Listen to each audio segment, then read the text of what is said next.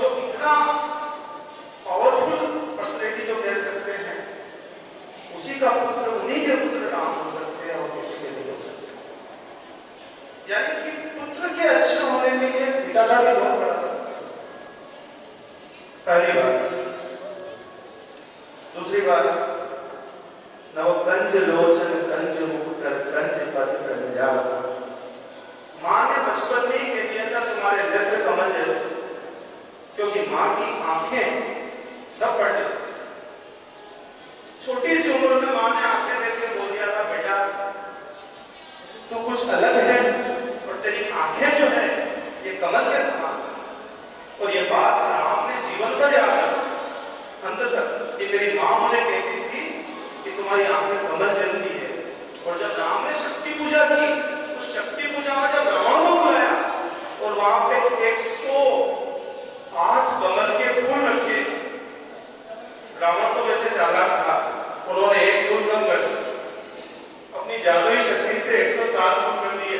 और जब पूजा में एक करके चढ़ा, क्योंकि पंडित रावण ही था, और जब एक फूल लास्ट में कम हुआ,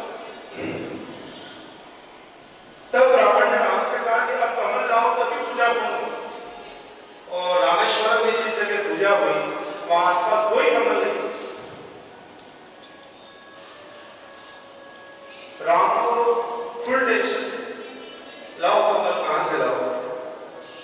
तब राम ने कहा मेरी मां मुझे कहती थी तेरे नेत्र कमल जैसे हैं, मैं बाण से अपनी आंख निकालूंगा और उस कमल को मैं लास्ट आयुति में डालूंगा। ये सिर्फ राम जैसा व्यक्ति ही सोच सकता। लेकिन आप देखो उस समय जब वो निकालने लगे अपनी आंख को, तब शक्ति पकड़ ली और वो कहती तुम्हारी पूजा सफल है ना, तो इतने डेडिकेशन से इतनी आस्था के साथ मेरी पूजा करो।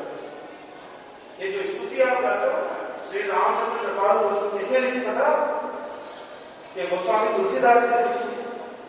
ये विनय पत्रिका में, विनय पत्रिका अद्भुत है, अद्भुत। इस पुस्तक को कभी पढ़ो आप, और ईश्वर की दया से मैंने इस पुस्तक को पूरी पढ़ी, शुरू से लेकर लास्ट तक, जहां से गणेश वंदना से शुरू होती है। और इसमें सभी देवताओं का नाम, सूर्य की उपासना है, चंद्र की उपासना है, और तुलसी अंत में तो ये भी लिख देते हैं तुलसी कुत्ता राम का। मैं तो राम के घर के बाहर बैठने वाला कुत्ता हूं, मुझे कोई राम से मिलवा दे। और उसमें राम की वंदना को छोड़ के सभी देवताओं की वंदना है। और वहां पे तुलसी ने पहली बार जीवन में संस्कृत में कोई चीज लिखी है, वो श्री रामचंद्र लोचन जो है। बाकी तुलसी को संस्कृत नहीं आती है, लेकिन ये राम का आशीर्वाद है कि तुलसी ने बिना संस्कृत जाने तो प्राप्त संस्कृत में रचना कर।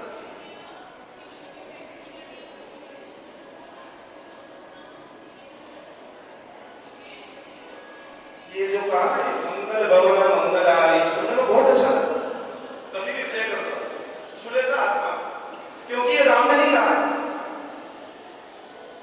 ये जो लिखा हुआ है ना, ये राम ने नहीं कहा मंगल भवन मंगलारी।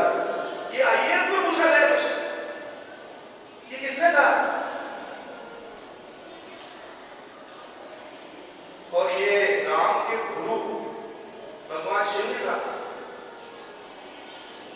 कि इस व्यक्ति को देखो, ये धरती पे आया सबका मंगल करता है। तब माता सती ने पूछा कि आप क्या कह रहे हैं? बोले यही है वो मंगल वर्ण, ये वही व्यक्ति है मंगल भवन मंगलहारी, अमंगल को हरने वाला इस धरती पे अभी जो है वो यही व्यक्ति जो अमंगल को हर सकता है। ये शिव सती को बता रहे।